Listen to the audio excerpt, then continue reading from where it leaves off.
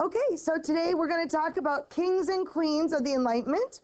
And if you remember, we mentioned this before, that kings and queens kind of put up with philosophers because philosophers said things that normally would get them killed. They would say things like, I think our king is a dictator and he shouldn't have done this. Well, if you said that in the past, you'd get your head cut off, right? But during this time, kings and queens wanted to seem smart, so they were more open to the Enlightenment ideas, and they kind of put up with it because they wanted to be seen as intelligent or open to new ideas. Now, if you think back to our Renaissance, okay? In our Renaissance, I told you that the Renaissance kings and queens competed by having what kind of people live with them in the castle? Remember?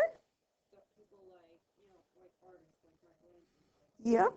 Exactly. Like this guy would have Michelangelo and this guy would have Da Vinci, and they would compete over who had the best artist, right? Well, the Enlightenment had the same thing, only this time they had live-in philosophers.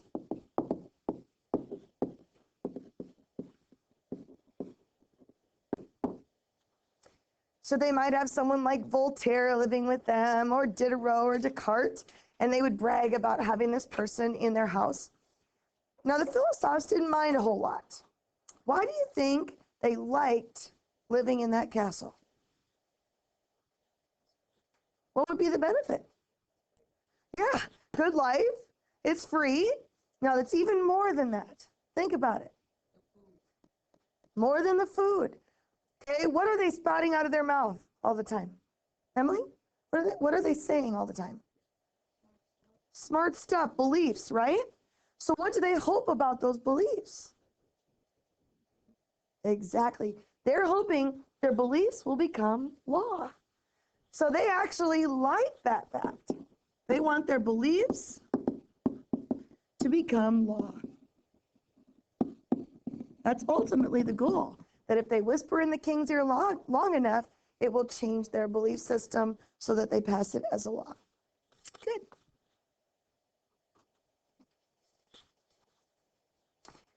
Now, according to these notes, I bought these set of notes, by the way. I liked what they did. They listed these 6 king or queens as the top enlightened monarchs of their day. So your job is to figure out which one you think is the most enlightened by the time we get done, okay? See which one you think is the most open-minded and all that. All right? So what we're going to do, I'm just going to write right on the board here. You see where your notes are next to all of your slides, where the lines go like this? With each person, we're going to make a T-chart. We're going to put a line down the center of your notes. And on this side, we're going to write all the good things about that person. And on this side, we're going to write all the bad things about that person. And that way you can kind of keep a tally of all the good they did and all the bad. All right, so let's start with old Frederick the Great. All right. Frederick was actually a Prussian ruler. And if you remember where Prussia is, during this day, Prussia is basically Germany and Russia. It's right between the two. You'll see it right here in orange. And then they also have another segment right over here. Borders change. They come and go throughout the years, but in general, it's German-Russian territory, okay? He had a strong interest in Enlightenment works. He read lots and lots of them. He also wrote a lot. So this is just general information first, okay? First of all, he composed poems, essays, and he even wrote music. So he was an educated man for sure. This is the weird thing about old Fred. Fred was what we call a Francophile.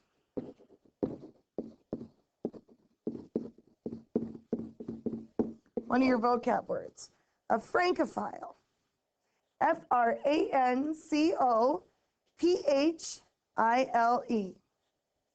A Francophile is someone who loves all things French.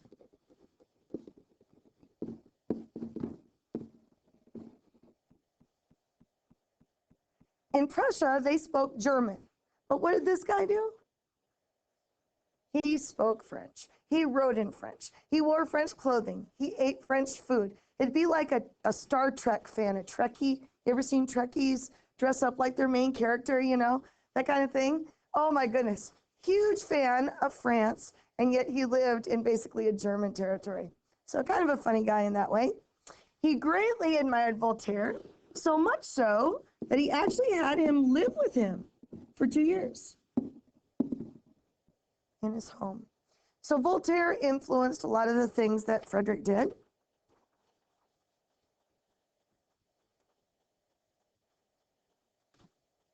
So let's take a look at some of the good and bad that he did.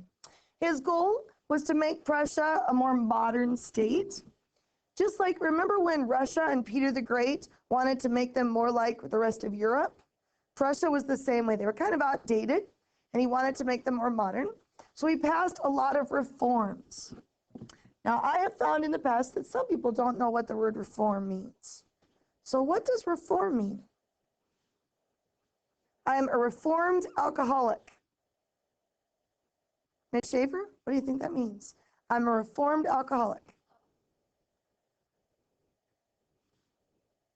Not quite, not quite, not quite. What do you think? It's the opposite. That you were an alcoholic, but you're reformed. You're changed for the better.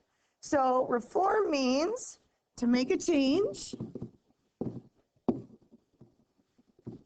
for the better. So reformed alcoholic means that they are not drinking anymore. Yeah. Not yet. Here it comes. So now let's look at some of the reforms that he did. And I'm going to write it over here because there's not much room on the slide, okay? So here's some things that he did. First of all, he gave religious freedom.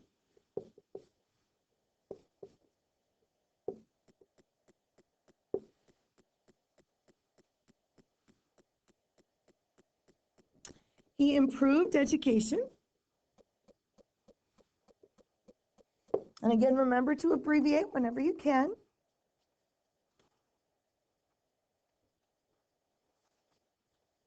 He made the government more efficient.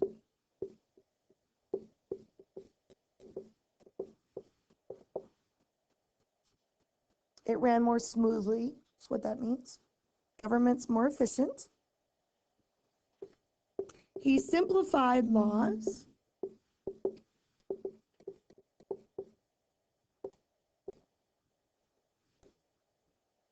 And he outlawed torture.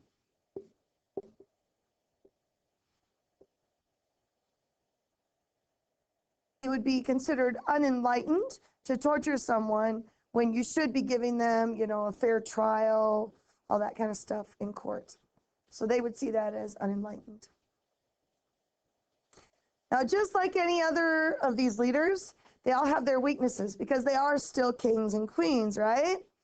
So Frederick ended up, this is all well and good, but ultimately, if you were enlightened, wouldn't you just say everybody's equal? Isn't that what the Enlightenment's really about? It's about equality. And he didn't do that. He still, the nobles remained in control of the serfs.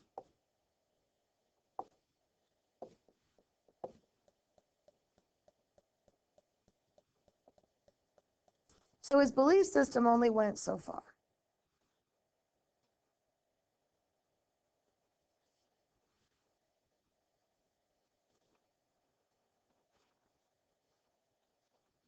Okay, let's look at our next person, and that is Catherine the Great. If you remember, you actually saw her castle. Remember that Peter the Great had 2 beautiful castles, right? And then Catherine took over after that and said, I want one of my own. So she had one of those beautiful castles in Russia. She was a Russian leader. She was very well versed, read a lot of Enlightenment reading. In fact, so much so that she was basically a pen pal with Voltaire and Diderot. I'm simplifying by saying pen pal.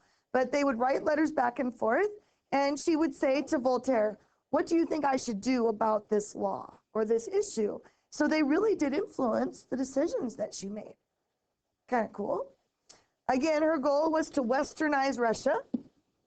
Peter the Great started that process, and then he died. She took over and continued to try to make Russia more modern. All right, let's see what else. Oh, she was a writer. She wrote comedies, fiction, and even her memoirs.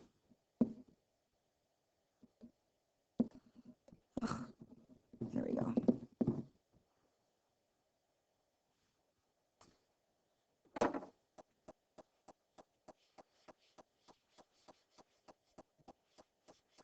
So to make her country more westernized, here's some things that she did. First, she brought in European intellectuals or philosophers. We'll say philosophers. Brought in Europe philosophers.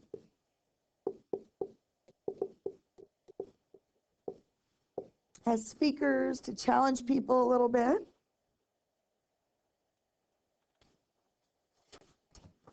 She imported art from Europe.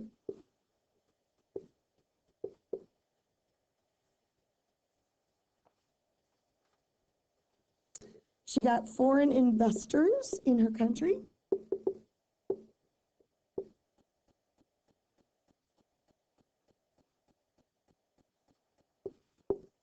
And she modernized industry and agriculture.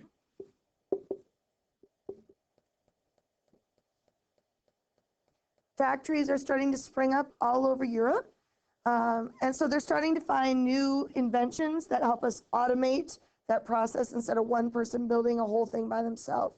Same thing with farming. We have new inventions that are making things easier on our farmers. She brought in things like that. Now we're not done with old Catherine. We've got some more reforms for her, and I'm going to actually write on the board this time.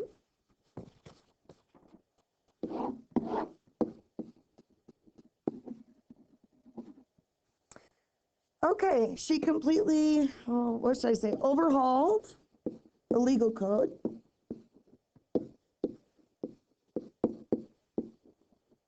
Meaning she changed it for the better, the legal system. She promoted education. But it was very important that people are educated. She relaxed censorship.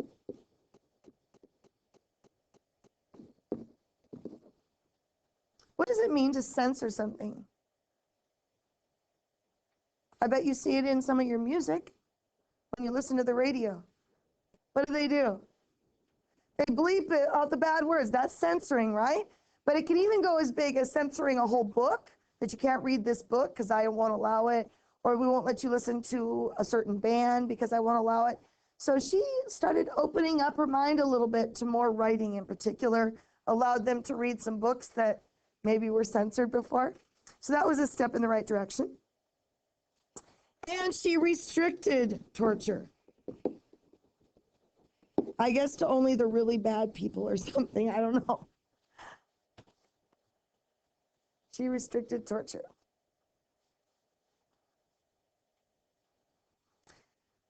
Now, the world has a funny way of coming to bite you in the butt. She's got all these great things that she's doing, but then guess what? They had a peasant revolt. And now all those awesome things that she did for the people kind of disappeared because she had to deal with a revolt, and these people had to be put down. So she kind of reversed a lot of the stuff she did. Here's some examples. She basically reorganized local governments.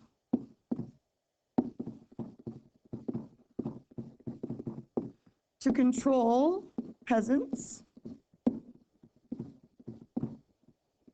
So gave the local governments more power.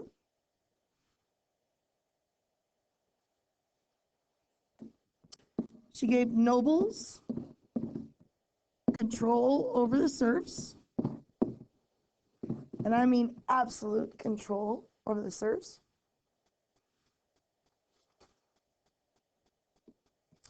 Nobles had no taxes, so only the poor people had to pay taxes. And this is kind of strange because typically we see nobles and the church are on an equal level as far as power and status. But in this case, it's weird. She took church land and gave it to the nobles. So that they would have more power and more land.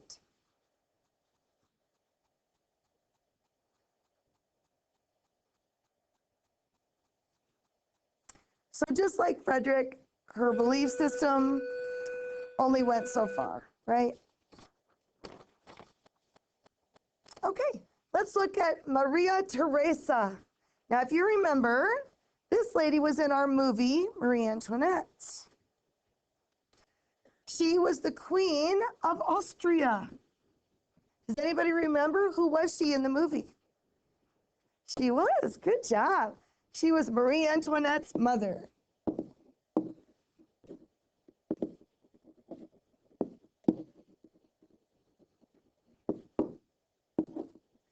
She was the lady that would write her letters, giving her pressure to make sure she's having sex with her husband. Remember that?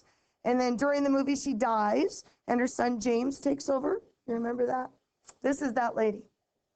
Her husband died at a pretty young age. So Maria was queen by herself for quite a while.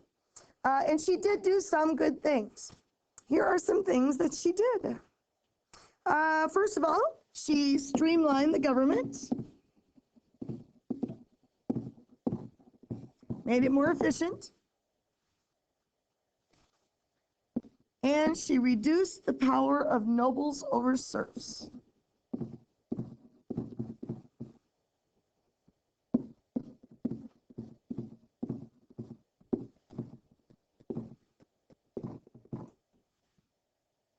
She reduced the power of nobles over serfs.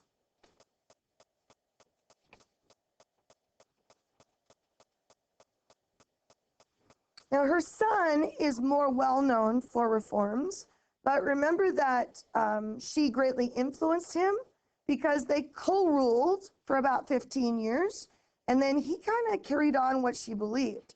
So he's going to get credit for a lot of this, but remember that she was a part of that. So she dies, and the next ruler is Joseph II. But like I said, he ruled as a co-regent with his mother until 1780. So they ruled together for 15 years, and she trained him in-house. And then she died in 1780. Now, his reforms are actually right here on the slide, so we're just going to add to the ones on the slide here. Okay. Oh, and this is the guy in the movie, remember, that went for a walk with Louis discussing why he wasn't having sex with his sister. Remember that? And he gave him some brotherly advice, and then they had a child, remember?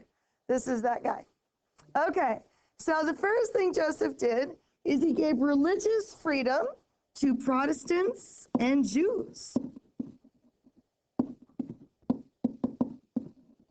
Notice they didn't say religious freedom for everybody. They were Catholic, but they did give freedom to the Protestants and the Jews. He took power away from the Catholic Church.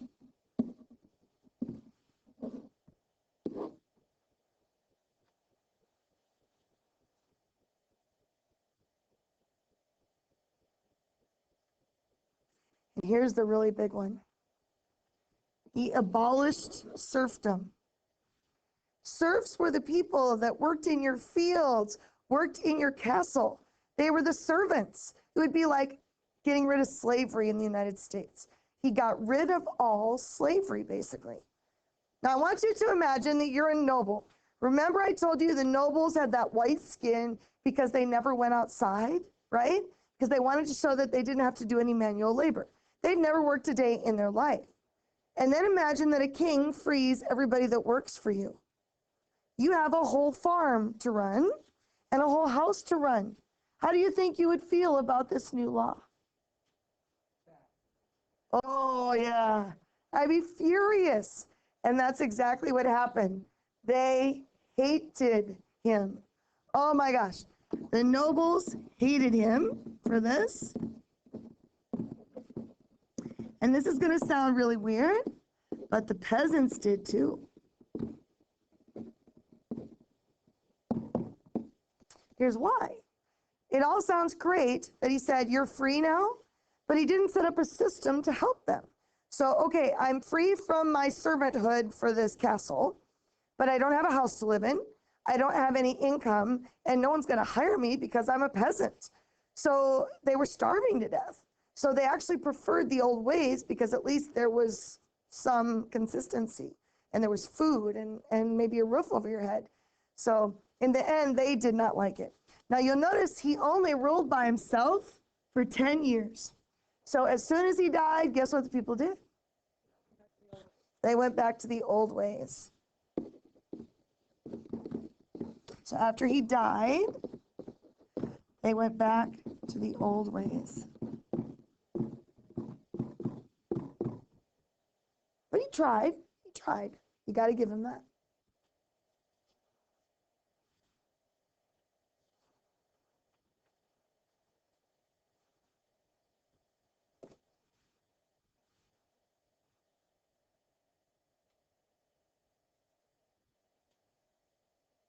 Okay. I write these on here so that I know how much time to give you. Helps. I've done these notes 3 times already today. Yeah. Joseph was that the nobles hated him and the peasants. And then once he died, they reversed everything he had done.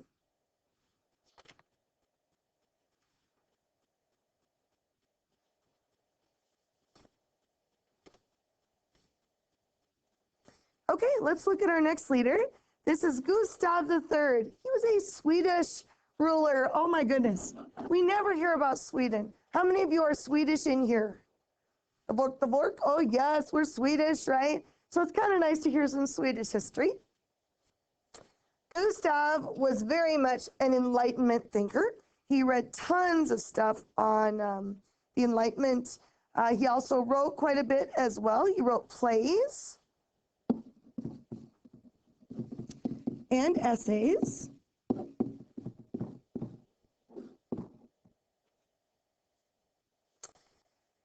And let's get down to business on some of the things that he did. I'm going to use this other board this time.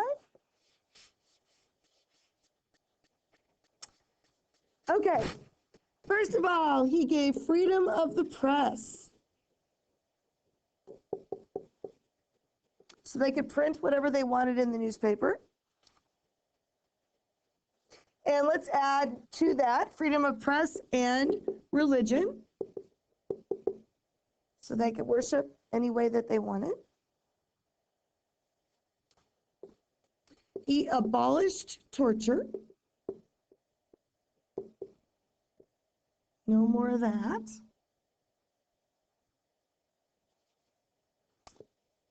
He encouraged free trade.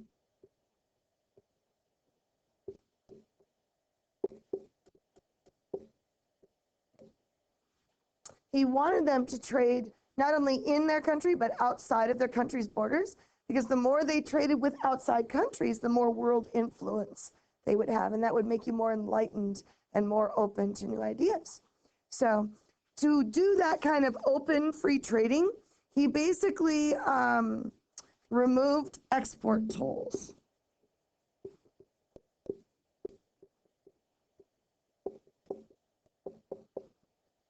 In our day, we would call it a tariff or a tax on trading outside the country.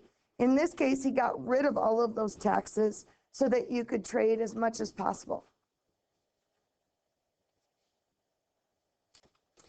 He also strengthened the currency of the country.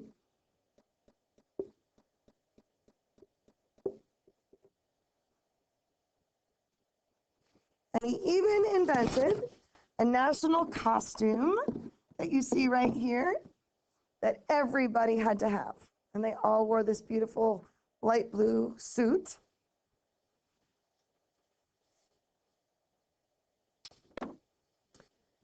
But just like the rest, he had his weakness as well. During his war with Russia, you remember your notes on Peter the Great? You remember that they went to war with Sweden, right? Okay. They went to war with Russia over the Baltic Sea because those darn Russians wanted a warm water port. Do you remember that? Yeah.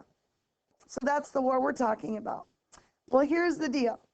He was so busy with war that he kind of lost track of his reforms.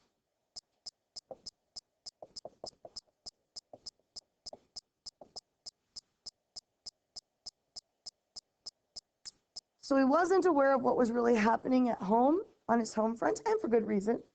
I mean, he was busy with war. So what happened is, believe it or not, his nobles hired an assassin, and they killed him.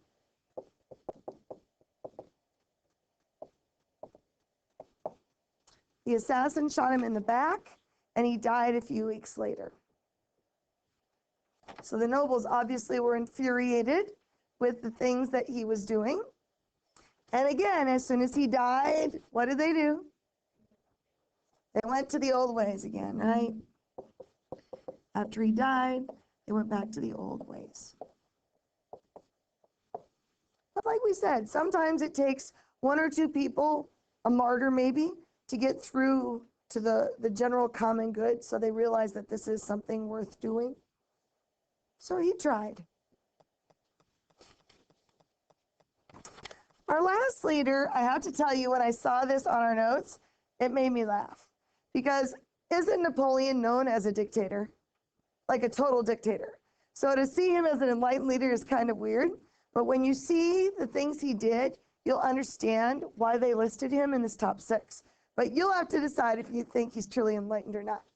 So a little bit about Napoleon. We're going to learn more about him when we go into the French Revolution this week.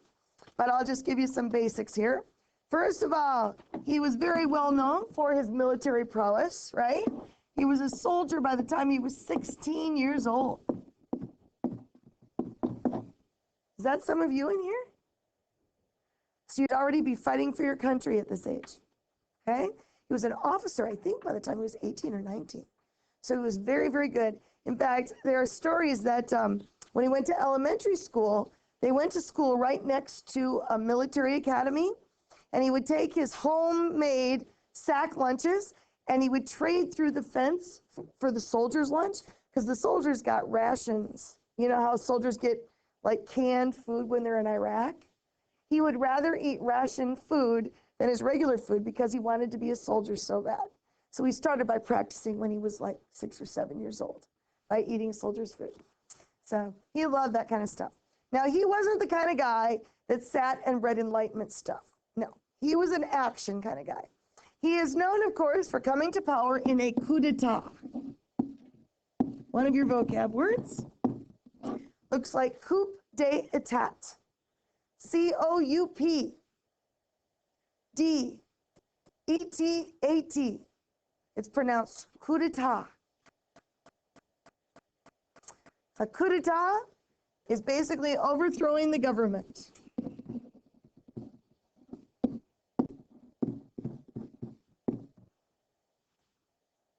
Now, that's not a very nice way to take power. However, there were some good things about it. First of all, it ended the French Revolution. And you know that that was a bloody mess. So at least it ended some of the bloodshed there. It gave them a strong leader to believe in.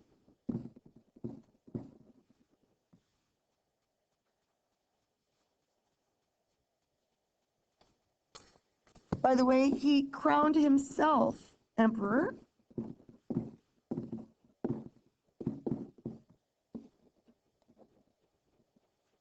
We'll talk about why that's controversial coming up here.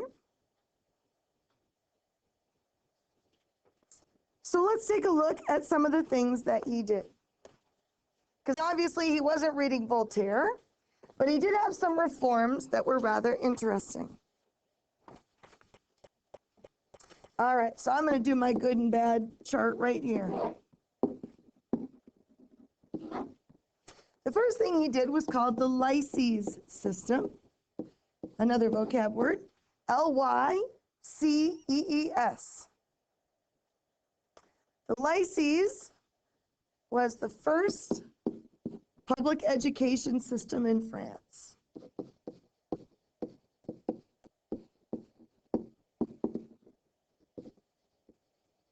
And all people, no matter what class, could go there, except women.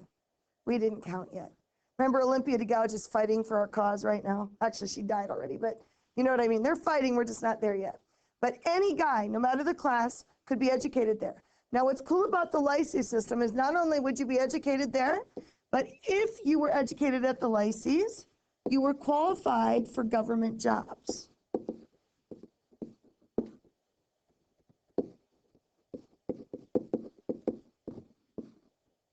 And that's a big deal. Because without that Lycée system, the only people that worked for the government were people who were nobles that knew the king. So now we're looking at people and whether they're actually qualified for their job or not. So that was a big step. He also passed the Civil Code of 1804.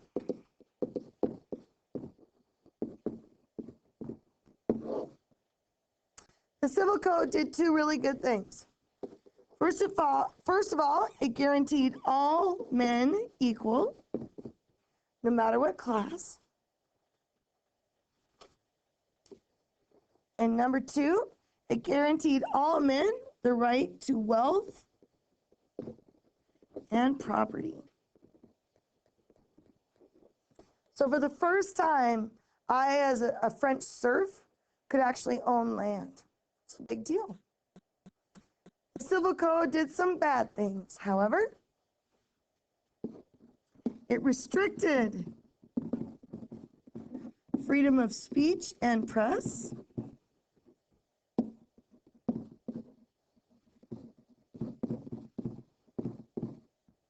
When he first took power, he said carte blanche, write, say anything you want. They had complete freedom of speech, but then they started saying bad things about him, and he didn't like that, so then he got rid of it. He also, unfortunately, ladies, made things worse for women.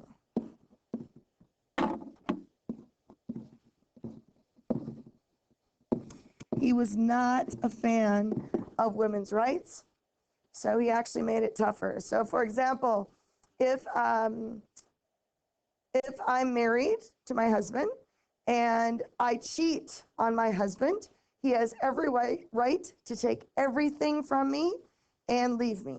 He can divorce me. But if my husband cheats on me, guess what I get to do? Suck it up and stay with him because I have no rights. He did that partially because his wife cheated on him while he was out at war, and I think that's the background of why he passed that law. So he was not a fan of women's rights at all. Okay. All right. So what I want you to do now is look at your 6 leaders, your kings and queens, and decide which one you think is the most enlightened and why, and write it down right where we left off. And then I'm going to call on you. Okay? Okay, the last section of our notes is talking about how the American Revolution and the Enlightenment and the French Revolution go together. Because a lot of times people can get those confused. In fact, I've even gotten those confused before. So here's how it works. This is a really easy way to remember it for your test. Okay, so what happened is the French writers of the Enlightenment, the French writers influenced us in the American Revolution.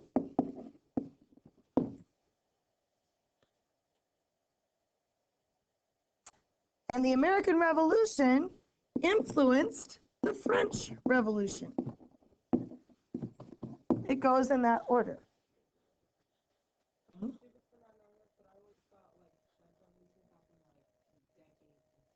No, it actually happened after the American Revolution. Yep. And that's what I mean. A lot of people get those confused because our ideas are based on French Enlightenment. So the writers gave us our ideas and then they were influenced by us. So let me show you what I mean by that. Okay, first of all, two guys, so important for your test and so important for our government. We mentioned this before, are John Locke and Montesquieu. So let's start out with our forefathers' documents. We're going to start with the Declaration of Independence. Okay, the Declaration of Independence is all Locke, man. It is all John Locke. And when we talk about Locke, we're talking about his state of nature.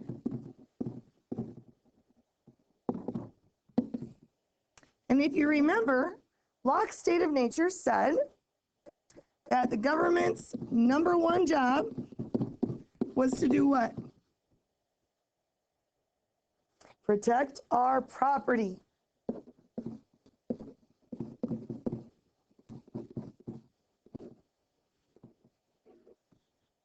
Here it is. I told you I'd read it for you later on. This is what it says.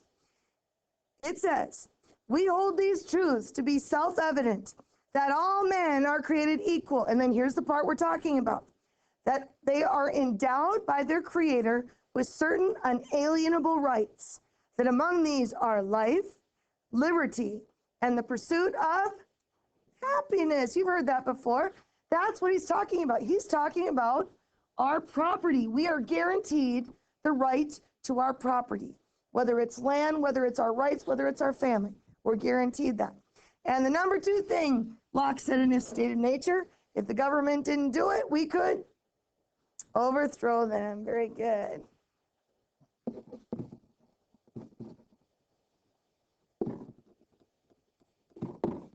Here it is.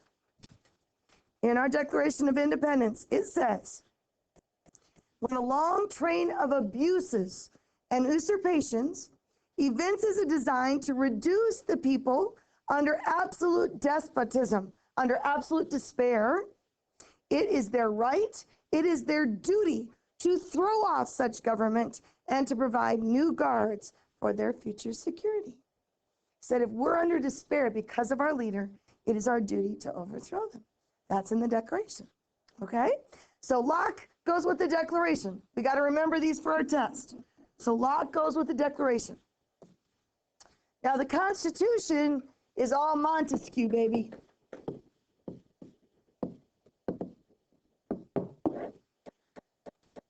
Our Constitution guarantees us to have a separation of powers with 3 branches of government, right? We've already written those on our notes. Executive, legislative, and judicial. And that among those 3 branches, we have checks and balances to make sure that none of those 3 gets too powerful. That's all Montesquieu. So remember that Montesquieu goes with the U.S. Constitution.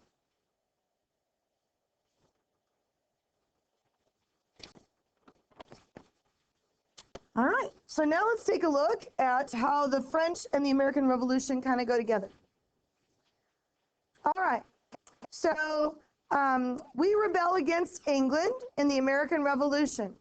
And there were a bunch of French officers who fought with us, right?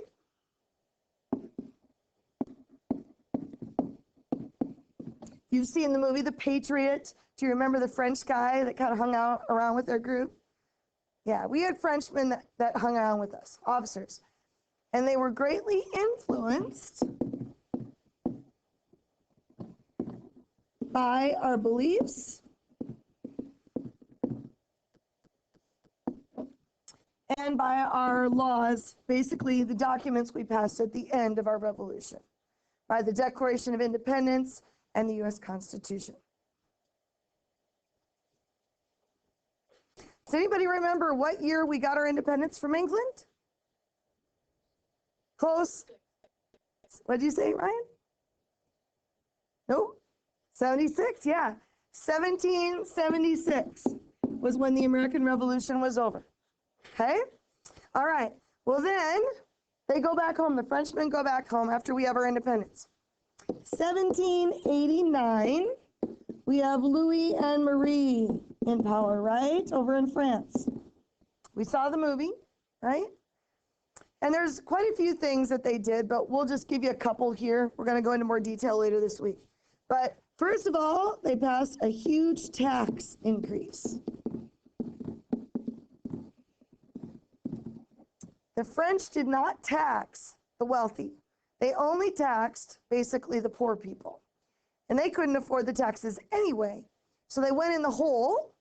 The budget was in the hole. So they just said, well, we'll just tax them more. But they had no more to give. They were already in the hole. So they rebelled because of that, and also because they were starving, right? They didn't have any bread. And here this king and queen were living in a golden castle while their kids were dying because they didn't have bread. So they start the French Revolution as a result of that.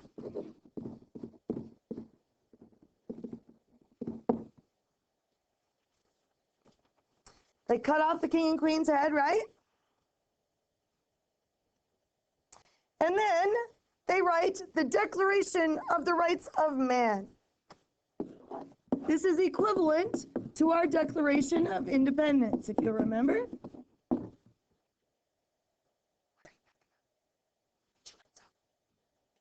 Okay? In the Declaration of the Rights of Man, it's basically replicating what we did in our declaration. First of all, it said that all men are equal. But here's the other part that is like ours. Okay? It said government's number one responsibility is to protect their property.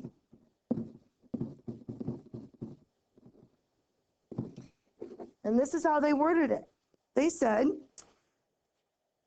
the aim of all political association is the preservation of the natural and imprescriptible rights of man.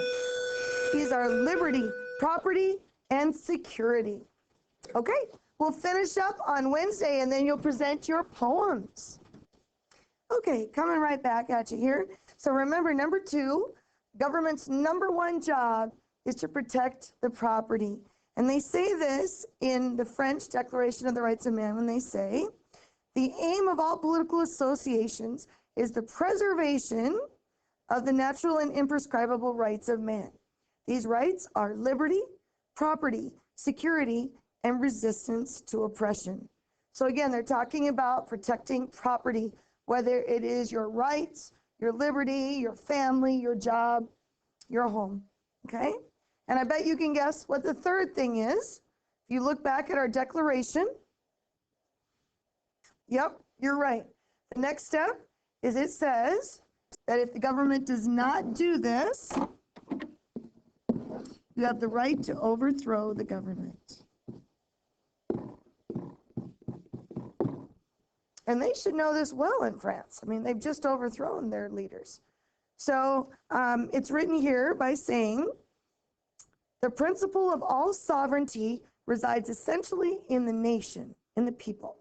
No body nor individual may exercise any authority which does not proceed directly from the nation or from the people. So in other words, if the leader or group of people does something against what the general good of the people believe, you have the right to overthrow them. Now, the last thing on this slide is a slogan in France that came from the French Revolution. And if you visit there today, you will actually see this up on particular buildings in France. Liberté, égalité, and fraternité, which I'm terrible in French, but can you figure out what those words are? So the first word is liberty. Yep. The second word, equality. And the third, fraternity. Good. You ever heard of a frat in college? What is a frat? Yep, a frat is a group of boys living in a house together, right? A girl's is called a sorority, a guy's is a fraternity. And the reason it's called a fraternity is because it means a brotherhood. not a group of guys partying in a house. In this case, fraternity means we have a brotherhood amongst us to stand up together as a country. It's really kind of a cool slogan. So in summary, we're just kind of giving you, again, the main reasons why the Enlightenment is important to history. First of all, most people consider it the beginning of modern thought. The beginning of modern thought. We see new governments form because of this time period. We see the beginning of suffrage, which is what again? Yep, the right to vote. Inspired during this era, whether we're talking about all classes or women having rights as Olympia de Gouges or Wollstonecraft fought for. They maybe didn't achieve it yet, but they definitely introduced it. And then, of course, we have the education system for all. That's the goal anyway, like Napoleon's lycée system. So without this system, without the Enlightenment, things could be very, very different today. So thank you for listening.